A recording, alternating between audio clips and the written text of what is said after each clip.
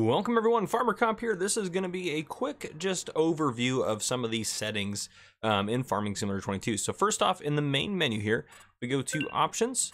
We have some different setting options in here. So the first off, you can change your language, whatever you're looking for in there. So again, that's your first one, language. Some of these again are very self-explanatory, but we're just going to roll through them all. Multiplayer language, again, you can scroll through to what you want it to be in.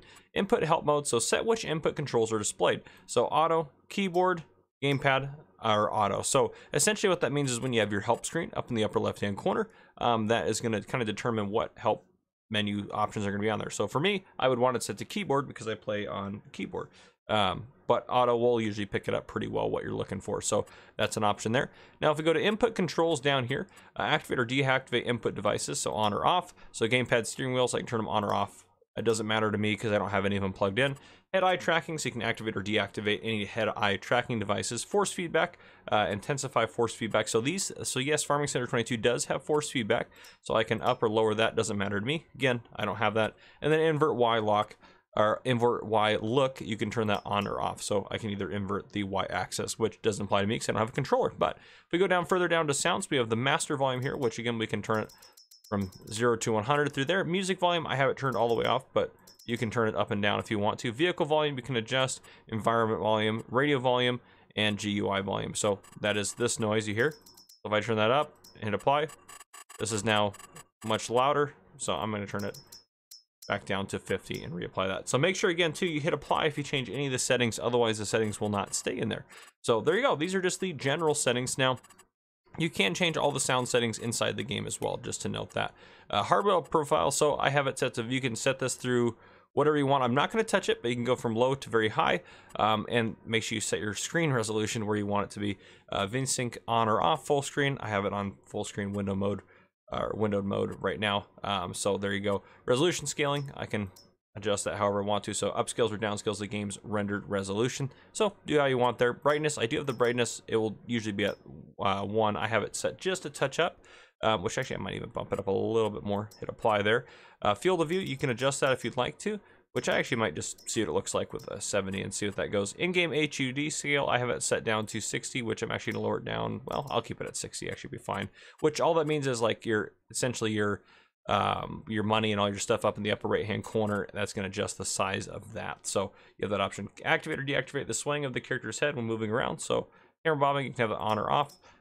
So again, you can do all that. Now down here at the bottom in this screen, which you didn't have up here, there's no advanced graphic settings here. So advanced graphic settings here, you can go through and you can individually customize every single option on here. Now again, I'm just going to go through some of these pretty quickly.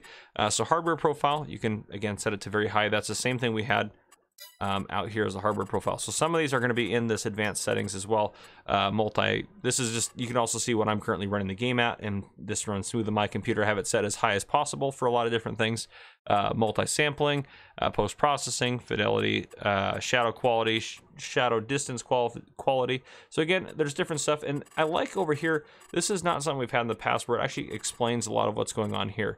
But a couple things you guys might want to look at is object draw distance, so how far you see some terrain LED distance, something that you might want to look at. Those are two things that will actually affect what you guys see.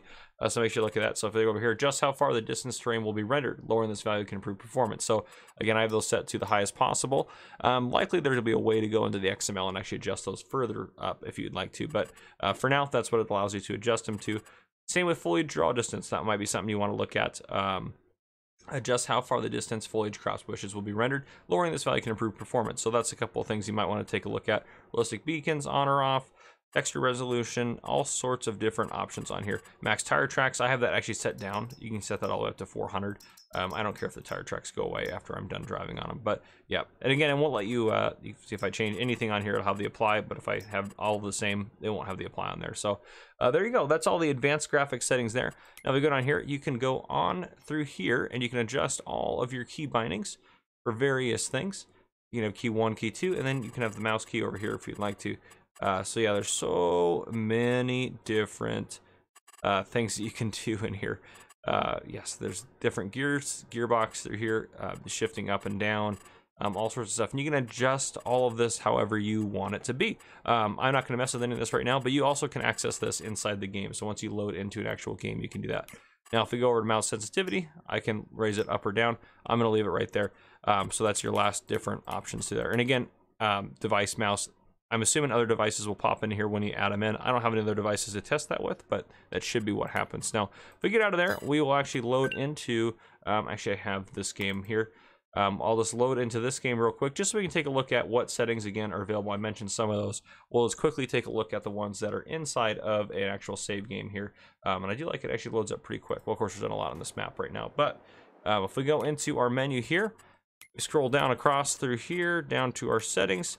Help window on or off. Now, again, you can turn that on or off using F1 if you'd like to, up in the upper left-hand corner. That's the help menu there. You can see the HUD is pretty small. That's because I have it set down, as you guys saw. And my screen looks a little odd at the 70% field of view, so I'm probably going to have to change that back. Colorblind mode, you can turn that on or off, which my understanding with that, I've never done a lot of experimenting with that, but if we go to, where's something that would matter for our prop menu here. So this, actually, I believe if we turn that into colorblind mode, that should change there. So we turn that on, and we go up to, it maybe won't do anything. Could very well be true. Yep, there you go. So it changes the colors of those. So I don't know all of what that does. I know that it does work on that pretty well. But yeah, there's different settings in there. So colorblind mode, we're turning it back to off. Interactive zone markers, so show yellow and black markers around interactive zones, which is pretty cool. So that's your store triggers and stuff like that. So if we actually go up here to the map itself, and is this a, yeah, livestock marker? There should be an interactive trigger there.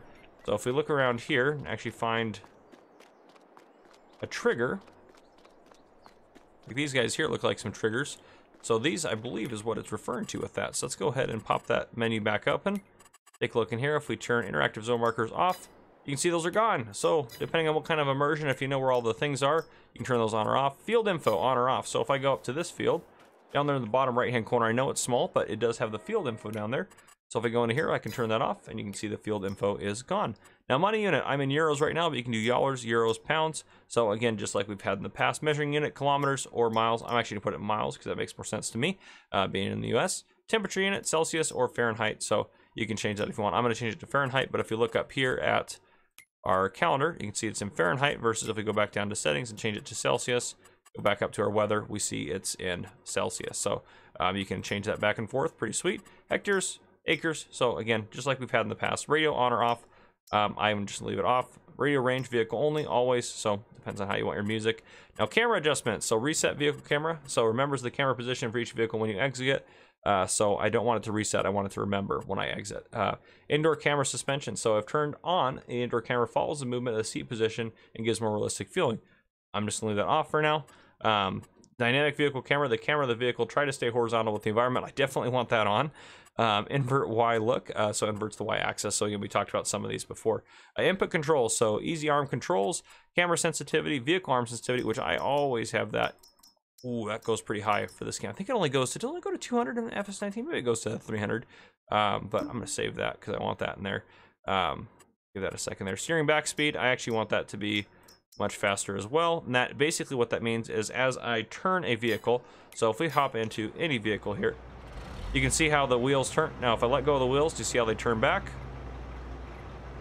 So if I go into that menu here and I lower that down to 10%, I turn the wheels. They're slowly turning back, but it's so slow. But anyhow, that's your steering back speed for how fast that's gonna actually steer. And then steering sensitivity 100%, so versus if I wanted to bump that way up.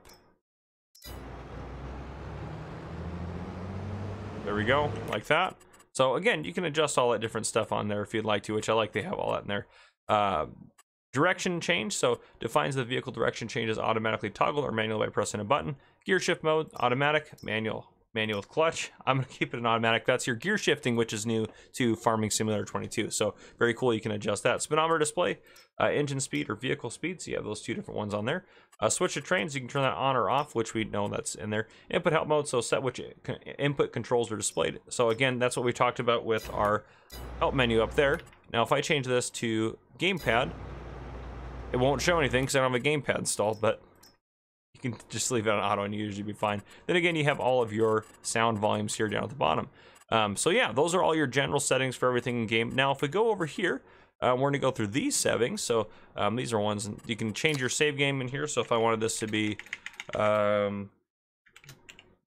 have the caps lock on, tutorial save. If I could even type or spell, I could do that, hit enter, and it'll save it. I can pause the game from in here. Auto save interval, I can turn that off, or up to 15 minutes there.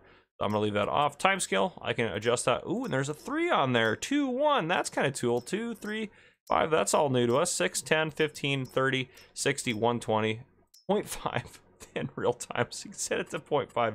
Economic difficulty, easy, normal, or hard. Traffic, you can have it on or off. Seasons, seasonal growth, so I can turn this to no. So, yes, no. If I go to yes, I have this here. Now, if I go in there and go back to those controls, set this to no, I don't have that menu that tells me when I can plant crops, because it doesn't exist. And if I go outside, it's just going to be whatever it is, you know? So, I don't have to worry about that at all. Now, if I go into here, I can set 1 to 28 days per month, which 28 is ridiculous, by the way, but you could do 28 days if you wanted to. So there you go. Fixed visual month. So I can hit to what month I want it to be. Now, if I turn this to yes, it does still let me do this. So I should still be able to set it to whatever I think it's going to be. So if I go outside, if I go December, we'll do February, middle winter time, if it's going to let it. Oh, maybe it's not gonna, it might take it a second to adjust. It's only gonna adjust on the next day is my understanding with that, but we'll do some different stuff with that. Snow on or off, crop destruction on or off, periodic plowing required on or off. Field stone, so it determines if stones can appear in your fields in cultivating or plowing. So I'm going to turn that off or on depending on what you want to do. That's what we kind of talked about with the stone feature and having to add or not add stones, having to remove stones or plow stones under and stuff like that. Then we have lime required and weeds. So the only new thing in here really is the field stone, which again, I'm going to do tutorials on all this stuff at some point. So don't worry about that. Vehicle control, so we can turn our dirt up to fast, slow, or normal. Automatic engine start on or off, whether you want the engine to start when you get on it. Stop and go braking, if I have that off. Okay, with that, I crashed the game for the first time, so there we go. All right, so anyhow, what we were talking about was game settings. So if we go back into the menu here, what I was talking about just a second ago, scroll down here. Stop and go braking, so if I have that on, that means as I'm driving forward and I hit the reverse, it'll just start going back, versus if I have that to, hate that it scrolls me up. Let's go back down here, have that off, and I want to stop. It won't start me backwards until I lift up on the key and then hit backwards again. So it drives me crazy. So I always have that on. Automatic engine start is off. So if I hit enter, turn that off. Engine's on. It's not going to start until I get in it and hit enter to turn it on. So again, you can have that on or off depending on what you would like to have it to. Trailer fill limit, so on or off. So trailers can be filled until the max load weight is reached. So you can have that on or off. Fuel usage low, normal. So got a couple options there. Now the helpers down here. So is this, you want your helpers to buy their own fuel, seeds, fertilizer, slurry, manure. Now they do bill you for it, and if it's anything like FS19, they're going to bill you 1.5 times the price there. So be careful. I always have that too off. For all those, and I like to just, you do have to refill them, so it depends on what you want to do. But yeah, so that's just a quick overview of all the various settings that are in the game. If you guys have questions, feel free to drop them down below in the comments, and if you have tutorial videos you'd like to see, please let me know. We'll go over all that stuff at some point in the game. But if you guys enjoyed this video, drop a like down below. If you haven't already, hit that subscribe button up on the screen to join the Farmer Cop channel, and turn on your notification bell so you don't miss any future videos I may post. This has been Farmer Cop. Thank you guys for coming and watching.